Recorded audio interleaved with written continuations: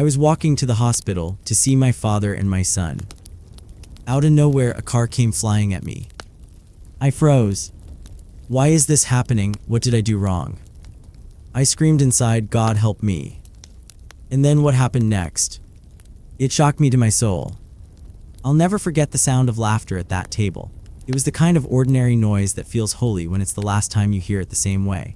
My wife was telling some stupid story about a burnt roast she'd tried to save. Our 7-year-old was making faces at the mashed potatoes, and my father, old, stubborn, a little sharp about things, was ribbing my son about wearing his superhero cape to dinner.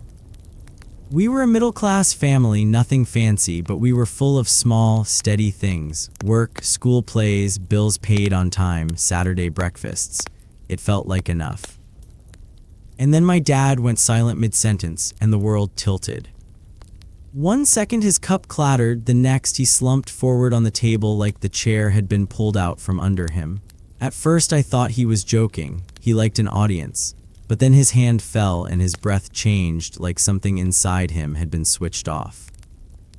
Dad, my voice came out small like I was asking permission to panic. My wife was already at him, pulling him up, asking if he was okay. He was. His skin felt cool and his eyes were a flood of confusion. We called 911. I remember my son standing by the doorway, wide-eyed and confused, clutching his napkin like a ragged flag. They took him away in the ambulance with lights and noise. The ride to the hospital was the longest 10 minutes of my life. I sat between my wife and our son in the ER waiting room and none of us said much. The doctors moved with that sharp efficiency that hides the private panic. Tests, monitors, a face that didn't give much away. When a doctor finally came out, the words landed like stones. Stroke, coma risk, ICU. They said they would do everything they could but didn't promise anything. In the fluorescent hum of the hospital, the grammar of our life changed. We signed forms we didn't read. We were handed a list of urgent things, phone numbers, directions, a tired nurse who told us to get sleep if we could, as if sleep was a thing you could gift yourself in a room like that. I had a stable job, 10 years at the same place, long enough to know the ways and the people, long enough to think that rhythm would keep me safe. I kept thinking in those first days that if I could just hold on to that job, then the rest would be manageable. The hospital bills were already stacking up on that first night. ICU charges, machines, specialists, the numbers felt obscene and immediate. And then, like a punch you don't see coming, betrayal found me in the one place I'd thought of as steady. I had a friend at work. He was the kind of buddy who showed up with pizza on late nights, who knew my kids' names, who I'd lent an emergency 10 or 2 to without blinking. We shared everything, small victories, worries, the stupid gossip that makes office life feel human. So when he showed up one Monday and handed a complaint to our boss, I felt the floor drop.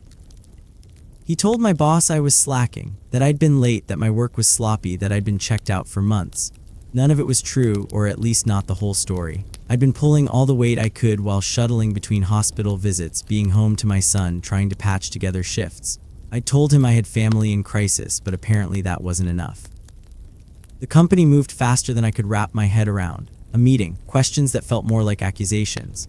He had a file of things he'd cobbled together, late times, missed deadlines, the petty little reasons people compile when they want to remove someone. After 10 years, they let me go. No ceremony, no real explanation that made sense, just a single blunt sentence that closed the door on 10 steady years of my life. I remember standing outside the office building after my things were in a box on my arm and thinking, that sound at the table, the slumped chair, the ambulance, all of it was a single thread that had pulled my life apart. Friends could betray you, jobs could vanish. Everything I'd relied on for ordinary safety seemed to evaporate in a week. Back at the hospital, the numbers on the bills grew like a monster. My wife tried to be practical, but I could see the fear in the corners of her voice. She began to talk about options, about selling things, about where money could come from. Those were hard conversations, but for a while we sat with them together, trying to be adults who could manage a collapsing life. But there was a night I will not forget, when I was alone in the small chair by my father's bed, watching the little blinking light that marked his heartbeat, and it all shattered me. I let myself fall apart in a way I hadn't permitted in front of my family. I sat there with my face in my hands and I screamed into my palms, why me, why us, why now? It wasn't pretty, there was anger in it, at the friend who stabbed my back, at a boss who traded loyalty for convenience. But under the anger was a different pain. Fear for my son, fear that my father might not wake up, fear that the life my family knew would never reassemble the same way. And I prayed, not with the tidy certainty of someone who knows the answers. No, I prayed like a man on his knees, raw and desperate. I didn't ask for money or for my job back. I said, if you're there, I don't ask for me. Help my family, please. My voice broke. I cried until I couldn't hear my own tears. Prayer felt like throwing something into the dark and hoping it didn't vanish. It was the only honest thing left to do. After that breakdown, I pulled myself together enough to keep going. I tried to apply for anything I could, temp work, part-time, something to throw against the tide of expenses. Door after door shut. Some places said they couldn't hire because of a recent suspension on my employment record. Others said I wasn't a fit. A few offered rock-bottom wages that wouldn't cover the rent, let alone the hospital bills. Days stacked into weeks. My son started carrying more of the weight in small, heartbreaking ways, packing extra blankets, making simple meals, trying to be brave on school pickup days. My wife began to fray. The strain showed in the way she spoke and the tighter set around her eyes. She started asking for explanations I didn't have answers to. She began to talk about money as if it were a living thing that could be bartered, with demands that made the house feel like a courtroom. One afternoon, after a string of calls that went nowhere and a job fair that turned into another empty promise, my wife said two words that cut deeper than anything else. She told me she was leaving, not immediately, she said, but she wanted a separation and financial support. She wanted stability for our son, and she didn't see how I could provide that right now. It was practical language, but the message was a death sentence for the life we had built.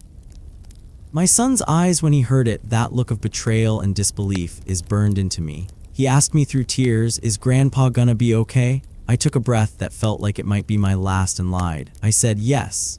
I said it because it was what he needed to hear. I said it because I wanted to carve out center in a spinning world.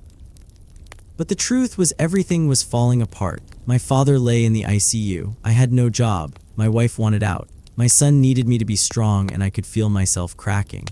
I paced outside the hospital room one night, feeling small and furious and scared, and I found myself talking to the air like someone who might be talking to God.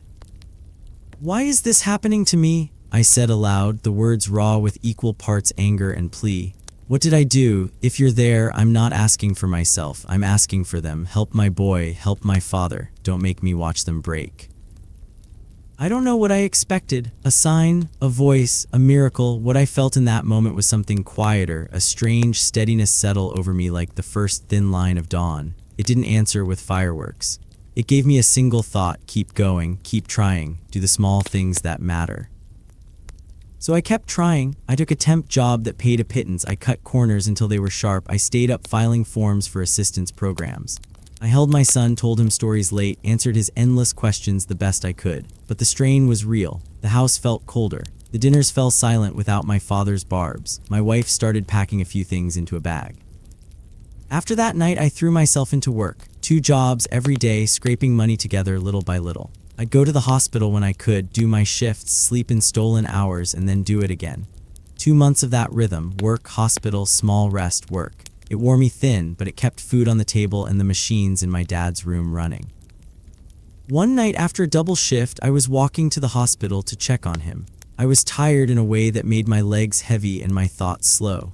I remember thinking about the bills, about my son doing his best while I was gone, about how my wife had left and how quiet the house had become. I had no idea the next minute would change everything. A dog was sleeping on the curb when I passed. Then, without warning, it woke up and ran at me. It tried to bite. I ran because it was the only instinct that felt real. I cut across the road without thinking about traffic. A car rounded the corner fast and came straight at me. I thought I was done. I thought of my son and my father and how unfair it was that things kept piling up.